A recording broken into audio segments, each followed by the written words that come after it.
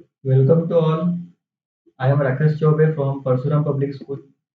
आज हम English grammar के बारे में कुछ इंपॉर्टेंट चीजें देखने पड़ेंगे। अब इंग्लिश ग्रामर में आज देखेंगे हम व्हाट इज नाउन। अब नाउन क्या होता है?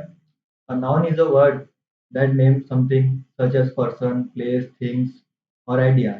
इन a sentence, noun can play the role of subject, direct object, indirect object, subject complement, object complement, appositive और एडजेक्टिव। अब टाइप्स ऑफ नाउन्स अगर आप देखने जाओगे तो noun form a large proportion of English vocabulary and they come in a wide variety of types। इसके बहुत सारे टाइप है, वैरायटी बहुत सारी है, वो सबको हम आज एक करके देखने वाले हैं। अब जैसे कि noun can name a person. Noun एक पर्सन का नेम हो सकता है, जैसे Albert Einstein, the president. President एक पर्सन रहता है। दूसरे से माय मदर और अदर। और आगे हम और देखें तो noun can also name a place. अब ये कैसे रहेगा? जैसे माउंट एवरेस्ट एक प्लेस है, जगह का नाम है। अमरावती ये भी एक डिस्ट्रिक्ट है। माय हाउस आपका घर है, वो भी एक प्लेस है। इस टाइप से। अब आप और आगे जाओगे तो nouns can also name a things. चीजों के भी नाम रहते हैं। जैसे although some times they might be intangible things such as concept, activities और प्रोसेसेस। जैसे some might even be hypothetical और इमेजिनरी थिंग्स, जो कि हमें दिखती नहीं है, महसूस नहीं होती है, उनके भी नाम से रहते हैं। अब कैसे? जैसे शूज, ये हम सबको दिखता है, ये भी एक चीज है, शूज हो गया। अब बुक ये भी दिखती है, थिंग्स में आती है ये भी। फ्रीडम, फ्रीडम हमें दिखाई नहीं देता, है ना? ये एक तरह से हाइपोथेटिकल बोलेंगे, हम इमेजिनरी बोलेंगे उस टाइप का, या इंटेंजिबल थिंग्स बोलेंगे इनको हम। उसी तरह से सुपरमैन, है ना, ये इमेजिनरी पार्ट हो गया, ये एक्चुअली एग्जिस्ट नहीं करता। बास्केटबॉल ये विजिबल थिंग्स है। इसी तरह से प्रॉपर नाउन, इसका भी एक टाइप होता है। A proper noun is a specific name of a person, place और thing and is always capitalized. ये हमेशा जो भी नाम रहता है, आपके पैराग्राफ में बोलो, सेंटेंस में बोलो, तो कैपिटल लेटर से शुरू करता है। जैसे किसी का नाम राकेश है, आर कैपिटल रहेगा नाम में, किसी के भी नाम में पहला वर्ड आपका कैपिटल रहेगा। तो जो ऐसे टाइप के नाउन्स रहते हैं उनको बोलते हैं प्रॉपर नाउन। अब देखो यहाँ पे एक एग्जांपल दिया है, does Tina have much homework to do this evening. अब इसमें Tina is the name of a specific person, है ना? तो ये क्या हो गया? आपका प्रॉपर नाउन हो गया, क्योंकि टीना का और टी कैपिटल रहेगा, ये जो प्रॉपर नाउन है। इस तरह से I would like to visit Old faithful.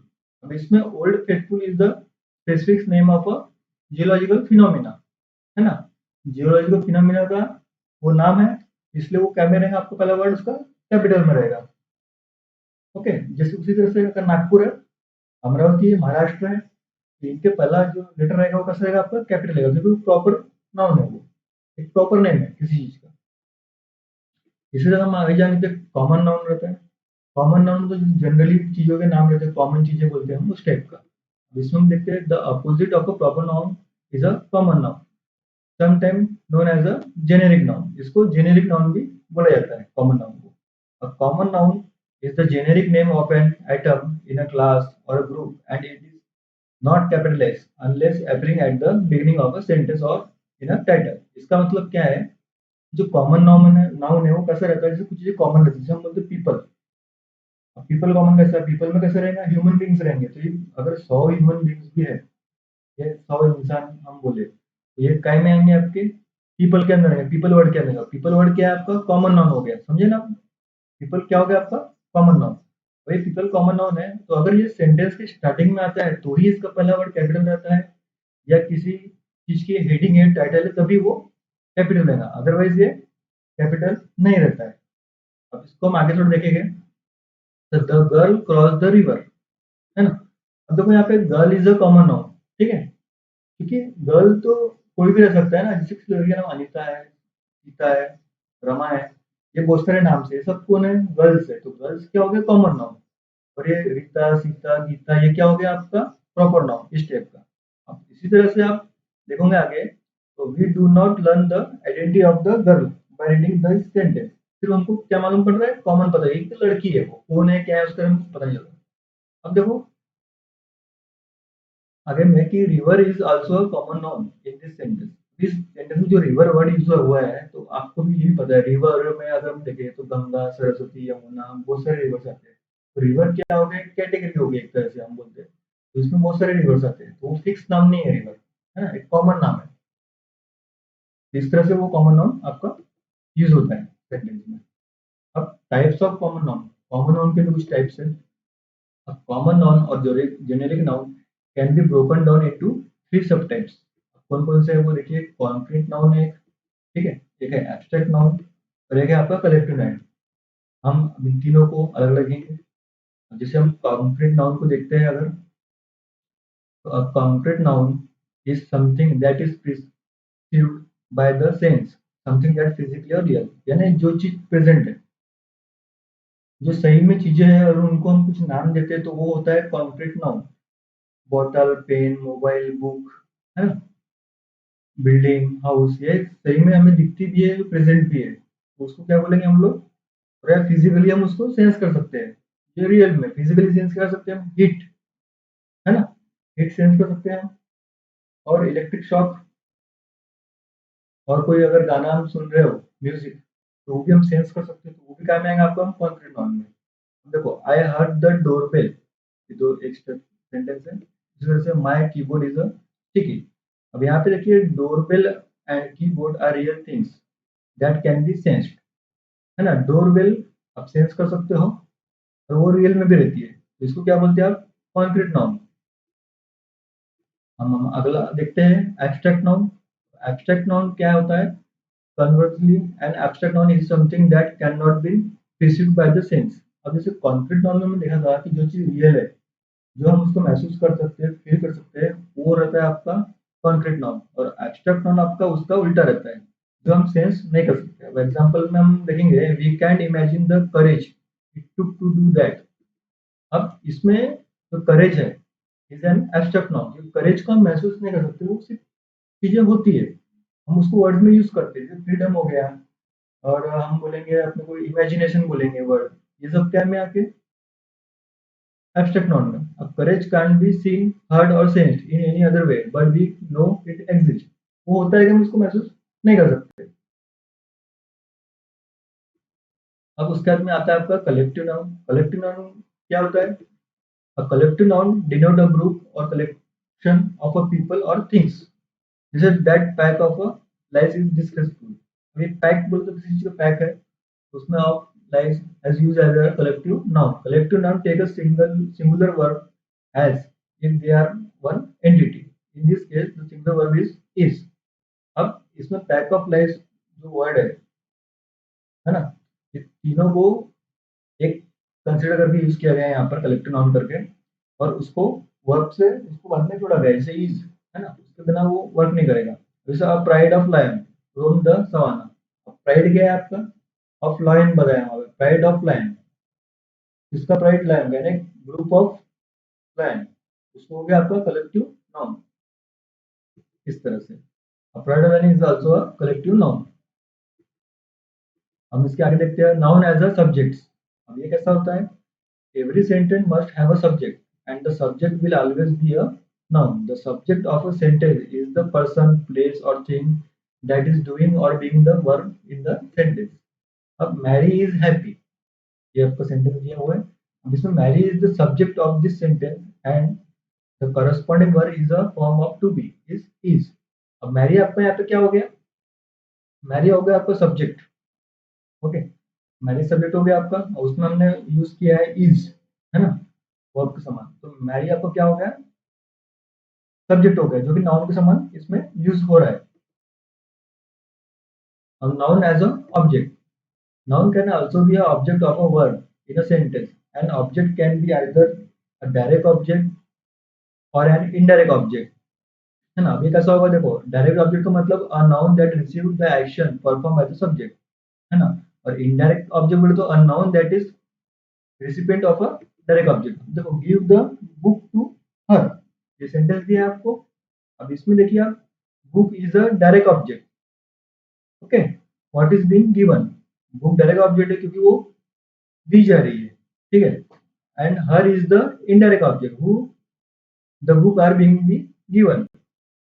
यहाँ पे दो यूज किए गए नाउन, एक बुक, दूसरा आपका हर तो कोई लड़की होगी, ओके, या वुमन होगी, और बुक भी आपका एक नाउन है, बुक एक चीज है, थिंग है, उसको हमने नाम दिया है, वो उसको किसी और को दी जा रही है, तो यहाँ पे कैसा है, दो यूज किए गए, बुक्स और हर, इस तरह से होता है नाउन एज अ ऑब्जेक्ट। इसे हम देखेंगे noun as a subject complement. अब another type of noun use is called a subject complement. In this example, noun teacher is used as a subject complement. हम तो यहाँ लिखा Mary is a teacher. अब subject complement normally follow linking verbs like to be, become और seem.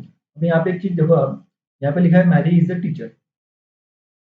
तो एक तरह से कॉम्प्लीमेंट है, जैसे हम किसी को बोलते हैं कि Ramesh is a doctor, doctor complement हो गया ना, उसको बोल रहे हो तो, या हम बोलोगे कि गीता इज अ डांसर, ये जो वर्ड है डांसर टीचर, ये एक तरह से क्या हो गया, आपको कॉम्प्लीमेंट कर रहे हो आप किसी को, सब्जेक्ट को, है ना।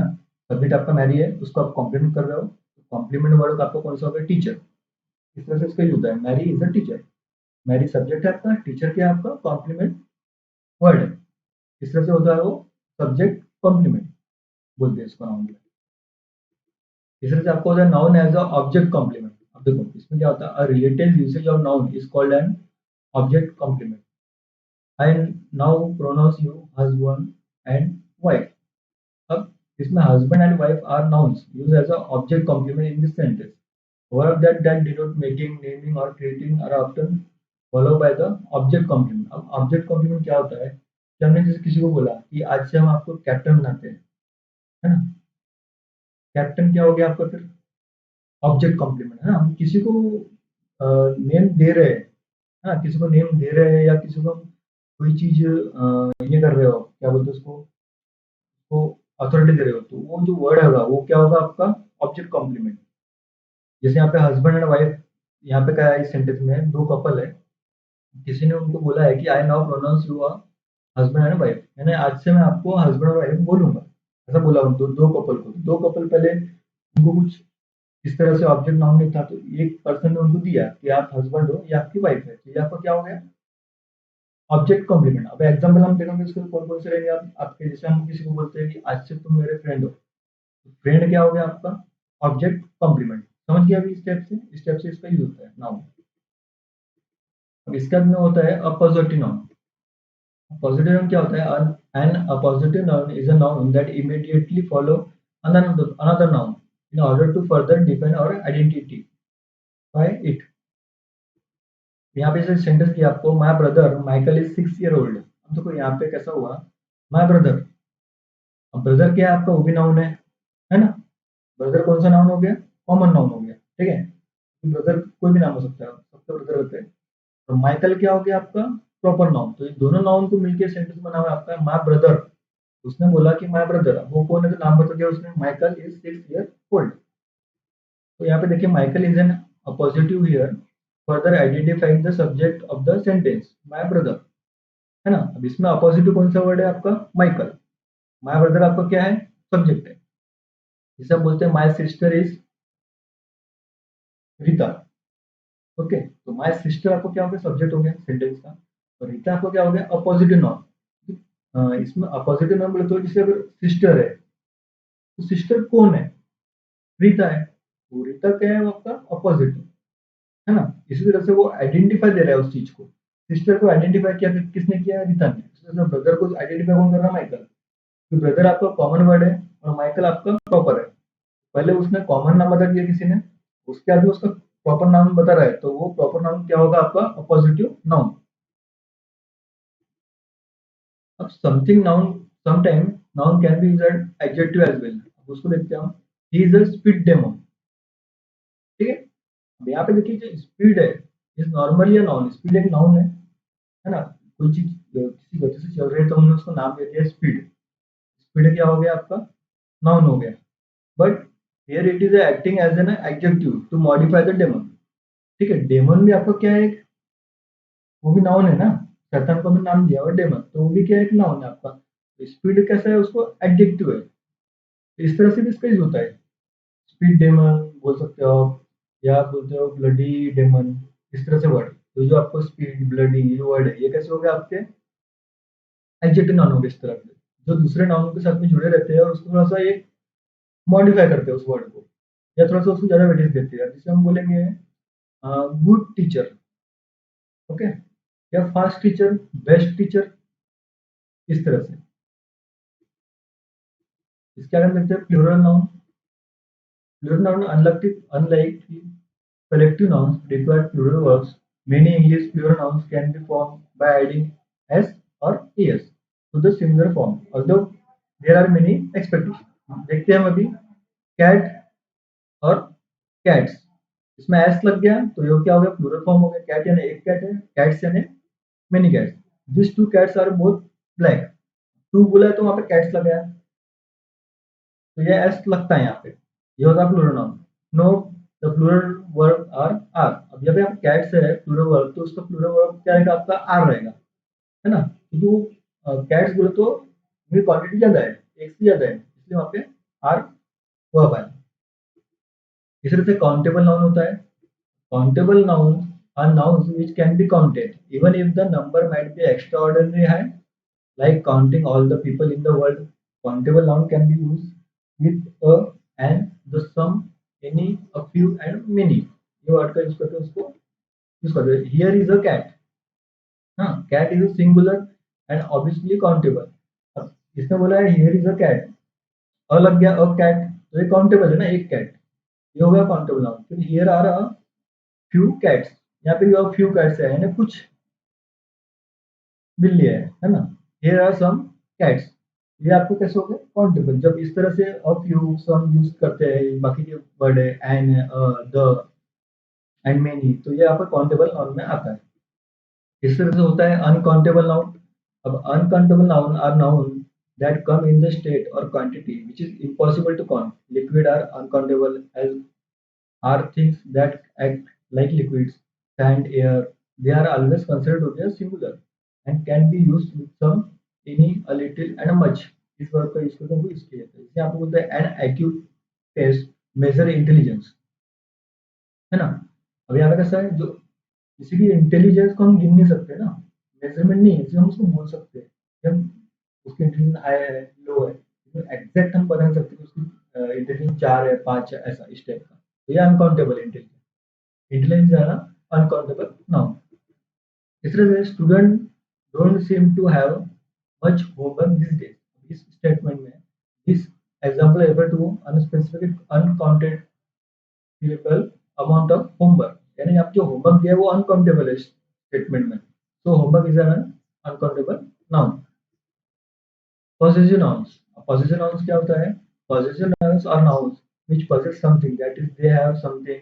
You can identify a possessive noun by the apostrophe. Most nouns show the possessive with an apostrophe and an s. अब देखिए the cat's toy was missing. अभी इसमें इस सेंटेंस में the cat possessed the toy. Toy किसकी है? Cat की है ना, वो उसकी चीज है toy. And we denote this by use of apostrophe s, तो इसलिए हमने वहां पे क्या लगा दिए, एपोस्ट्रोफी एस। अगर हम एपोस्ट्रोफी एस नहीं लगा तो क्या होता है, द कैट टॉय हो जाता हो। इसका मतलब क्या होता है, बिल्ली का खिलौना, यानी एक टॉय है जो कि कैट का टॉय है। अब ये कैट्स टॉय बोले तो एक बिल्ली है उसका खिलौना है, ये अलग हो गया। तो एस हटा दोगे आप वहां से एपोस्ट्रोफी, तो क्या हो जाएगा, एक बिल्ली का खिलौना हो जाएगा इस तरह से। अब इसमें वो देखते हैं, when a singular noun end in the letter S और Z the same format option applies. अगर एस और जेड से भी एंड होता है तो भी हम सेम चीजें अप्लाई करते हैं। I have been invited the bosses house for dinner, यहाँ पे तो डबल एस है, उसके बाद भी एपोस्ट्रोफी एस लगा, क्योंकि क्या है, बॉसेस हाउस है ना, किसका हाउस है, बॉस का, उसका ओनर कौन है, बॉस है ना, इसलिए पोजीशन नाउन है boss. Mister Sanchez coat is still hanging on the back of their chair, coat किसका है, मिस्टर सेंचेज का है, वहाँ पे एंडिंग जेड से उसके बाद भी एपोस्ट्रोफी एस आपका लगा हुआ है।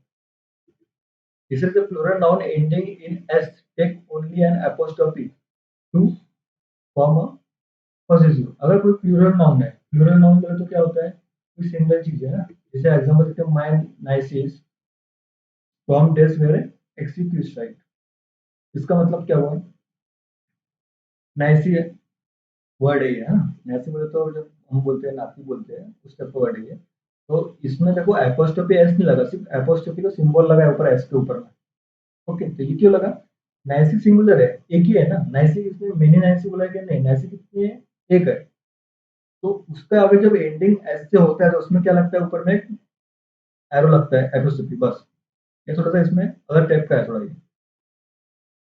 Thanks for watching video. तो मुझे लगता है कि आपको नॉलेज के बारे में बहुत सारी इन्फॉर्मेशन मिली होगी यहाँ पर। अगर आपको वीडियो पसंद आया तो लाइक कीजिए और शेयर कीजिए और चैनल सब्सक्राइब कीजिए। और आपको और भी इंग्लिश ग्रामर से रिलेटेड कुछ चीज़ें चाहिए तो आप मेरे को कमेंट में बताइए, मैं आपके लिए और वीडियो लाऊंगा ताकि आपका डाउट्स वगैरह क्लियर हो सके। Thanks for watching.